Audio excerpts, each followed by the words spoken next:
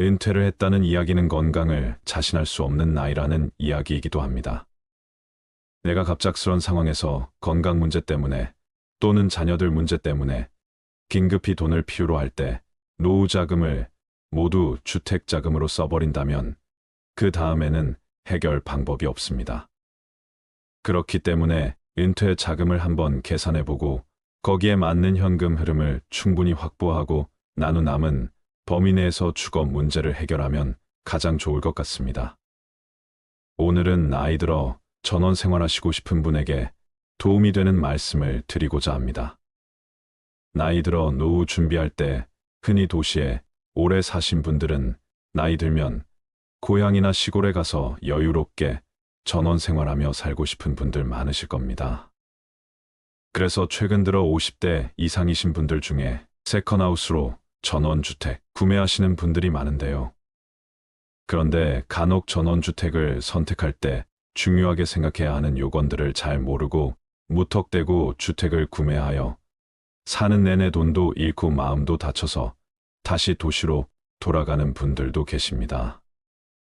집이란 것이 우리 눈에 안 보이는 작업도 굉장히 많다 보니 그 과정들을 모두 확인하기가 힘들 수밖에 없습니다. 그야말로 직접 살아보지 않으면 모르는 부분들이 많은 것이 바로 전원생활인데요. 전원주택 매물은 지역별로 굉장히 많습니다.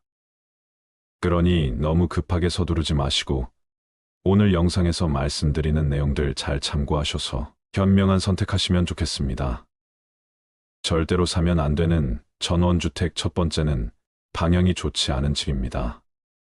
전원주택의 경우 단열 등의 이유로 주택의 방향이 중요할 수밖에 없는데요. 간혹 서류상으로만 확인 방향을 정확하게 모르고 경관의 유혹에 이끌려 서향이나 북향이 있는 집을 구매하는 경우가 종종 있습니다. 이런 경우는 살다 보면 난방비가 상당히 많이 들어가고 사람도 자연의 일부인지라 해를 많이 봐야 하는데 해를 많이 보지 못해 도리어 건강을 해치는 경우가 있습니다. 전원주택을 구입할 경우 모든 서류상에서 남향으로 나와 있다고 하더라도 가장 정확하게 알 수 있는 때는 겨울입니다. 겨울에 구입 예정인 곳을 가보면 따뜻한 곳은 눈이 녹아 있는데요. 이렇게 집의 방향을 잘 확인하신 후에 구매하는 것이 중요합니다. 두 번째는 매입한 지 얼마 되지 않은 집입니다. 보통 매입한 지 얼마 되지 않아 다시 매물로 나왔다는 말은 결과적으로 무언가 이 집에 불편한 이유가 있다고 보는 것이 좋습니다. 가령 마을 사람들과 소통이 잘 안 된다든지 집 내부에 문제가 있다든지 하는 것들인데요. 우리가 노후에 큰 맘을 먹고 주택을 구매하는 것인 만큼 아무리 작은 문제라도 그냥 넘기지 말고 이런 부분도 한번 의심해 볼 필요가 있습니다. 세 번째는 독특하게 지은 집입니다. 광고나 드라마에 나올 법하게 독특하게 지어진 집은 보기에는 멋지지만 결론적으로 이런 집은 나중에 안 팔릴 가능성이 큽니다. 지금은 집의 인테리어나 경관이 마음에 들어서 구매를 하더라도 나중에 집이 안 팔리면 골치가 아플 수밖에 없습니다. 일반적이지 않고 독특한 집들의 특징이 편리함보다는 디자인적 요소를 우선해서 만들어주기 때문에 일반적이지 않은 특별한 건축 자재를 쓴다거나 외형이나 내부 구조가 특별한 경우가 많습니다. 일반적이지 않다는 건 비용과도 연관이 되는데요. 집을 지을 때 건축 비용도 많이 들고 유지보수 비용도 무시할 수 없습니다. 특히 문제가 생겼을 때 동네 안에서 간단히 불러서 해결될 일도 도시에 있는 전문업체 출장을 불러야 할 수밖에 없는데요. 이것이 모두 비용인 것이죠. 따라서 독특하게 생긴 집을 매매하실 때는 한 번 더 생각해 보시는 것을 추천드립니다. 네 번째는 단열이 제대로 안 되어 있는 집입니다. 전원주택이 단열이 제대로 안 되어 있을 경우 겨울에는 춥고 여름에는 습합니다. 그러다 보니 단열재의 종류에 따라 비용이 천차만별이며 엄청난 차이가 있습니다. 겉모습은 예쁜데 생각보다 주택의 가격이 저렴하다면 이런 집들은 한번 의심해 볼 필요가 있습니다. 주택을 구매하기 전 단열재와 시공 방법만큼은 한번 확인해 보는 것이 좋으며, 특히 제습기나 난방을 많이 하는지 꼭 확인하시고, 겨울에는 현관문 틀이나 창문 틀에 물이 생기고 눅눅하다면 단열이 제대로 안 되어 있다는 것이니 이 점 꼭 참고하시기 바랍니다. 5번째는 계단이 많은 집입니다. 전원주택은 아파트보다는 계단이 많을 수밖에 없는데요. 아파트 오래 살던 분들이 전원주택을 볼 때 집 내부에 있는 계단은 특별히 신경을 안 쓰는 경우가 많습니다. 특히 전원주택의 계단은 인테리어 효과가 있고 공간 분리도 되기 때문에 보통 2층에 침실을 두고 1층은 주방과 거실로 사용하는 경우가 많은데요. 하지만 이렇게 계단이 많은 집은 기력이 떨어지거나 무릎이 안 좋을 경우 치명적일 수 있습니다. 따라서 전원주택을 보실 때는 계단이 많지 않거나 있다 하더라도 낮은 계단이 있는 집이 좋습니다. 6번째는 단지로 구성된 전원마을입니다. 요즘 여러 이웃들과 함께 단지를 구성해서 살아가는 전원마을이 전국적으로 많은데요. 외딴 곳에 단독으로 지어져 있는 집을 선택하는 경우 고립감 등으로 힘들 것을 생각해서 이렇게 주변 이웃들과 함께 생활할 수 있는 단지형 전원주택을 선택하는 경우도 있습니다.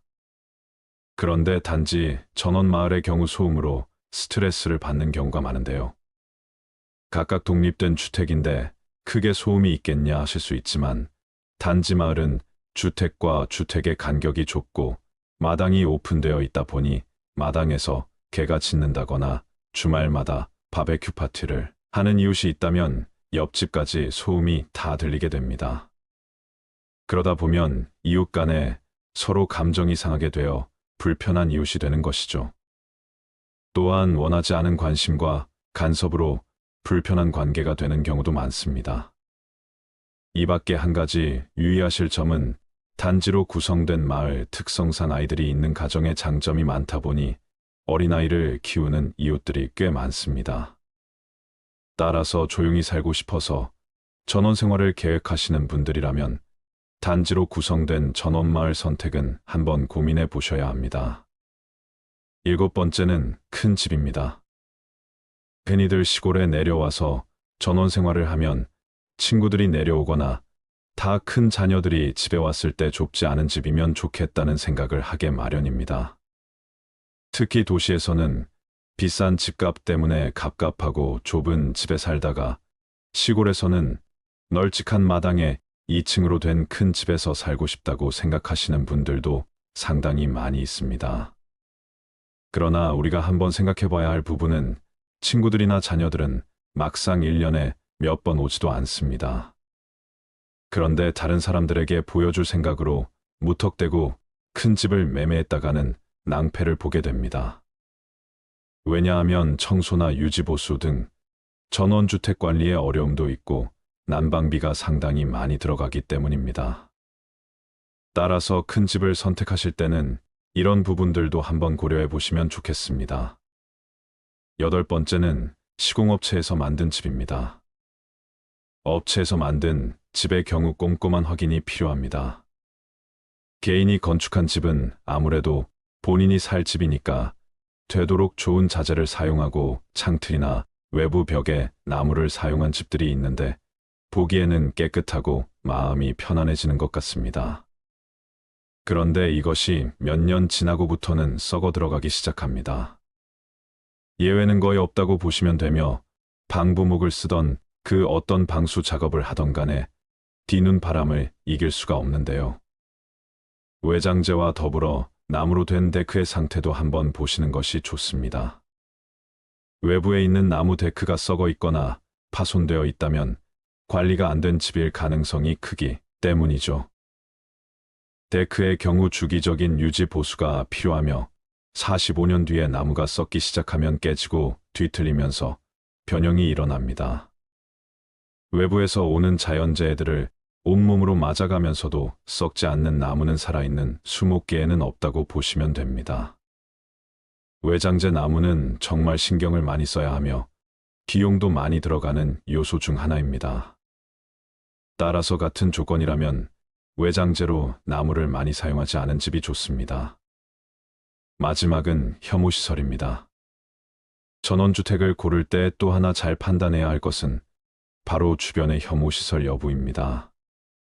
고압선이나 축사 공장, 사격장, 비행장, 군부대, 공동묘지, 하수처리장 등 악취나 생활의 불편을 초래한 시설들이 있는 곳은 되도록 피하는 것이 좋습니다.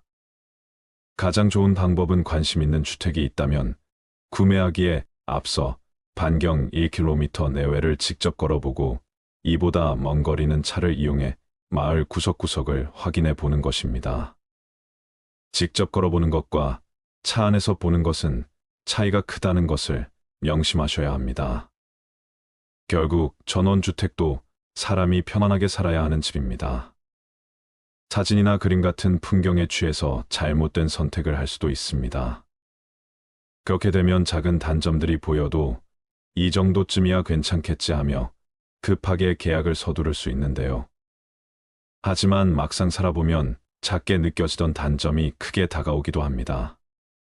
전원주택을 구입할 때는 자연환경과 미관뿐만 아니라 도로, 전기, 전화, 상하수도 등 기반 시설이 잘 갖추어져 있는지, 주변의 각종 편의시설이 얼마나 가까이 있는지 등을 종합적으로 살펴본 후 선택하시는 것이 좋습니다.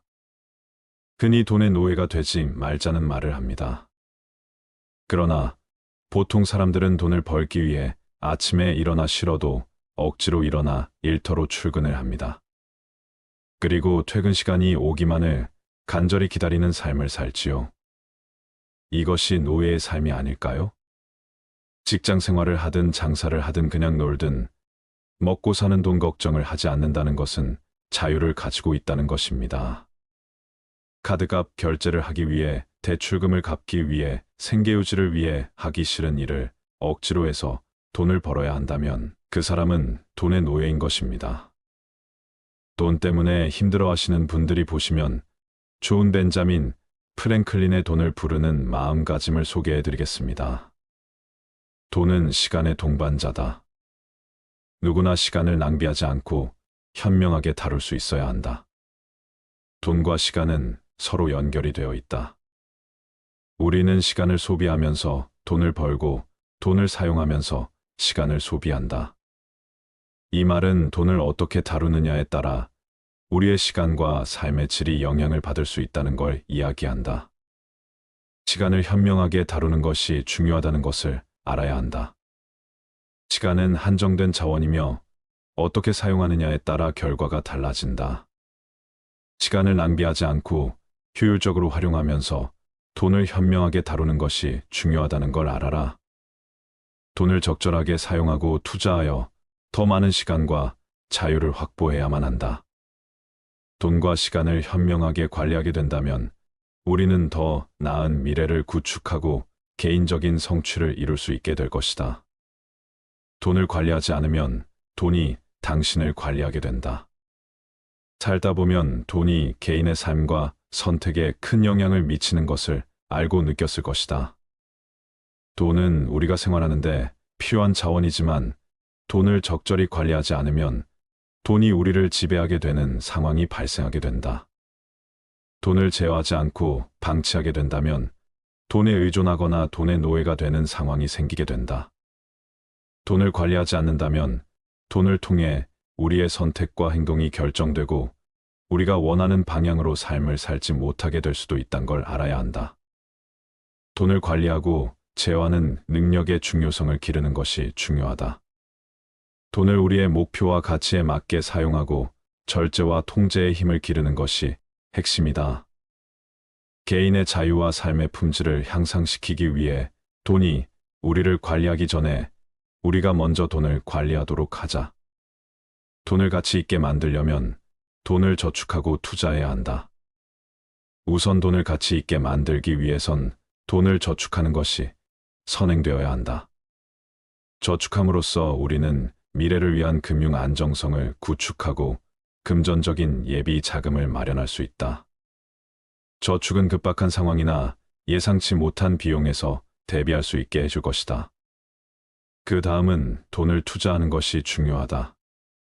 돈을 효과적으로 투자하는 방법을 배운다면 우리는 돈을 증가시키고 가치를 창출할 수 있게 된다. 돈을 가치 있게 만들고 싶다면 저축과 투자를 잘 병행해서 미래를 위한 경제적인 안정성을 구축하라. 장기적인 재무 목표 달성을 위해 노력하라. 미래를 위해 돈을 모으는 것은 현재의 삶을 위해 돈을 사용하는 것보다 더 중요하다. 우리는 미래를 대비하기 위해 금융적인 안전망과 비상 자금을 마련해야 한다. 돈을 모으는 것은 예상치 못한 상황에 대비하고 금전적인 안정성을 확보하는 데 도움이 될 것이다. 당신이 만약 재정적인 부분에서 안정감과 자유를 중요시한다면 미래를 위해 돈 모으기를 열심히 하라. 돈을 모으려면 단기적인 만족이나 소비에 치우쳐 견제의 삶을 위해 돈 쓰는 것을 아껴야 한다. 견제의 삶을 위해 돈을 사용할 때는 신중하고 목적 의식을 가져야 한다. 그리고 미래를 위한 계획에 부합하는지 신중히 따져보아라. 견제의 삶을 향상시키면서도 미래에 대한 준비를 갖추기 위해 단기적인 소비에 치우치지 마라. 절약은 번영의 첫 번째 단계이다. 우리는 필요하지 않은 지출을 자제하고 소비 습관을 신중하게 고려함으로써 돈을 절약하기 위해 가장 먼저 노력을 해야 한다. 경제적인 번영을 목표로 한다면 절약은 필수적인 첫 번째 단계임을 명시하라. 절약을 통해 돈을 모으고 적절히 활용하게 된다면 금전적인 안정과 재무적인 성공을 이루게 될 것이다. 경제적인 번영은 절약으로부터 시작된다는 것을 명심하라. 절약은 안정과 미래에 대한 준비를 위한 필수적인 요소이며 재정적인 성공을 위한 첫 번째 단계이다. 현명한 사람은 돈을 저축하고 바보는 돈을 낭비한다. 현명한 사람은 소비와 저축 사이의 균형을 잘 유지하며 돈을 지혜롭게 사용할 것이다. 하지만 돈을 효과적으로 다루지 못하는 사람이나 판단력이 부족한 사람은 돈을 낭비하게 된다. 미래를 위한 경제적인 안정을 소홀히 하는 바보가 되어 돈을 낭비하지 말고 돈을 저축하고 적절히 사용하는 방법을 잘 습득해 바보 같은 자가 되지 않도록 노력하라. 돈을 투자하는 것은 지식을 증진시키는 것과 같다. 주식, 부동산 사업 등 다양한 형태의 투자하는 방법이 있다. 미래의 수익을 창출할 수 있는 기회에 투자하는 능력을 기르기 위해 노력하라. 투자가 막연히 어렵게만 느껴진다면 투자 관련 책이나 영상을 보고 지금부터라도 시작하라. 투자를 잘하기 위해선 지식을 증진시키는 것이 중요하다. 지식은 우리가 경험과 학습을 통해 배울 수 있다. 가만히 있는다고 해서 누가 알려주고 대신해 줄 수 없다는 것이다. 스스로 지식을 쌓기 위해 노력하고 개인의 인지적인 영역을 넓혀라. 돈을 투자하는 것은 우리가 지식을 증진시키는 것과 비슷하기 때문이다. 우리는 새로운 경험을 통해 배우고 자기 개발을 함으로써 투자 또한 잘할 수 있게 될 것이다. 돈을 사랑하면 그것이 당신을 사랑하지만 돈에 사로잡히면 그것이 당신을 지배할 것이다. 돈과의 관계에서는 적절한 균형과 태도를 유지하는 것이 중요하다. 돈을 사랑한다는 것은 우리가 돈을 가치 있게 여기고 돈을 적절히 다루고 활용할 준비가 되어 있어야 한다는 것을 이야기한다. 이런 태도를 갖게 된다면 돈은 우리에게 긍정적인 영향을 미치고 우리는 돈을 통해 목표를 달성하고 성취감을 얻게 될 것이다. 반대로 돈을 너무 집착하고 지나치게 중요시하게 되는 상대는 조심해야 한다. 돈에 사로잡힌 사람은 돈을 통제하지 못하고 돈에 의해 지배되는 경향을 보일 것이다. 우리는 돈을 얻기 위해 모든 것을 희생하거나 돈을 쫓는 욕망에 사로잡혀 자신의 가치와 목표를 잊어버릴 수 있다. 따라서 돈과의 관계에서 적절한 균형을 유지하고 적절한 태도를 가져야 한다는 것을 명심하라. 돈은 우리에게 도구와 자원의 역할임을 명심하라. 돈은 친구를 만들어 주지만 친구를 대체해서는 안 된다. 또는 우리가 사회적인 관계에 있어서 더 많은 기회를 만들어주고 편안한 삶을 즐기게 해주는 요소임은 분명하다. 하지만 돈이 친구를 대체해서는 안 된다는 것을 명심하라. 돈만으로는 진정한 우정과 사회적인 연결을 만들어낼 수 없다는 것이다. 돈은 우리의 삶을 풍요롭게는 만들어주지만 그 자체로 우리와의 감정적인 연결을 줄 수는 없다. 돈을 통해 친구를 대체하거나 친구의 가치를 소홀히 여기지 않아야 한다는 것을 이야기한다. 돈을 효과적으로 활용하면서도 감정적인 연결과 사회적인 관계를 소중히 여겨야 한다. 돈은 교육의 최고의 힘 중 하나이다. 돈을 가지고 있으면 교육에 필요한 자원과 기회를 확보할 수 있을 것이다. 무조건 돈이 있어야 한다는 것이 아니라 돈이 있다면 더 많은 기회를 가질 수 있다는 것을 이야기하고 싶다. 우리가 교육에 투자하고 조금 더 성장하고 싶다는 마음이 있다면 돈을 잘 활용해야 한다. 또는 우리가 좋은 환경 전문적인 프로그램, 자기 개발을 위한 자원을 확보하는데 도움이 될 것이다. 하지만 교육의 질과 가치는 돈만으로는 결정되지 않는다는 점을 꼭 염두에 두어라. 돈과 교육은 상호 보완적인 요소로 작용하며 돈을 통해 교육을 더욱 풍요롭게 만들 수 있다는 것을 알아라. 돈은 시간의 동반자다. 누구나 시간을 낭비하지 않고 현명하게 다룰 수 있어야 한다. 돈과 시간은 서로 연결이 되어 있다. 우리는 시간을 소비하면서 돈을 벌고 돈을 사용하면서 시간을 소비한다. 이 말은 돈을 어떻게 다루느냐에 따라 우리의 시간과 삶의 질이 영향을 받을 수 있다는 걸 이야기한다. 시간을 현명하게 다루는 것이 중요하다는 것을 알아야 한다. 시간은 한정된 자원이며 어떻게 사용하느냐에 따라 결과가 달라진다. 시간을 낭비하지 않고 효율적으로 활용하면서 돈을 현명하게 다루는 것이 중요하다는 걸 알아라. 돈을 적절하게 사용하고 투자하여 더 많은 시간과 자유를 확보해야만 한다. 돈과 시간을 현명하게 관리하게 된다면 우리는 더 나은 미래를 구축하고 개인적인 성취를 이룰 수 있게 될 것이다. 돈을 관리하지 않으면 돈이 당신을 관리하게 된다. 살다 보면 돈이 개인의 삶과 선택에 큰 영향을 미치는 것을 알고 느꼈을 것이다. 돈은 우리가 생활하는데 필요한 자원이지만 돈을 적절히 관리하지 않으면 돈이 우리를 지배하게 되는 상황이 발생하게 된다. 돈을 제어하지 않고 방치하게 된다면 돈에 의존하거나 돈의 노예가 되는 상황이 생기게 된다. 돈을 관리하지 않는다면 돈을 통해 우리의 선택과 행동이 결정되고 우리가 원하는 방향으로 삶을 살지 못하게 될 수도 있다는 걸 알아야 한다. 돈을 관리하고 제어하는 능력의 중요성을 기르는 것이 중요하다. 돈을 우리의 목표와 가치에 맞게 사용하고 절제와 통제의 힘을 기르는 것이 핵심이다. 개인의 자유와 삶의 품질을 향상시키기 위해 돈이 우리를 관리하기 전에 우리가 먼저 돈을 관리하도록 하자. 돈을 가치 있게 만들려면 돈을 저축하고 투자해야 한다. 우선 돈을 가치 있게 만들기 위해선 돈을 저축하는 것이 선행되어야 한다. 저축함으로써 우리는 미래를 위한 금융 안정성을 구축하고 금전적인 예비 자금을 마련할 수 있다. 저축은 급박한 상황이나 예상치 못한 비용에서 대비할 수 있게 해줄 것이다. 그 다음은 돈을 투자하는 것이 중요하다. 돈을 효과적으로 투자하는 방법을 배운다면 우리는 돈을 증가시키고 가치를 창출할 수 있게 된다. 돈을 가치 있게 만들고 싶다면 저축과 투자를 잘 병행해서 미래를 위한 경제적인 안정성을 구축하라. 장기적인 재무 목표 달성을 위해 노력하라.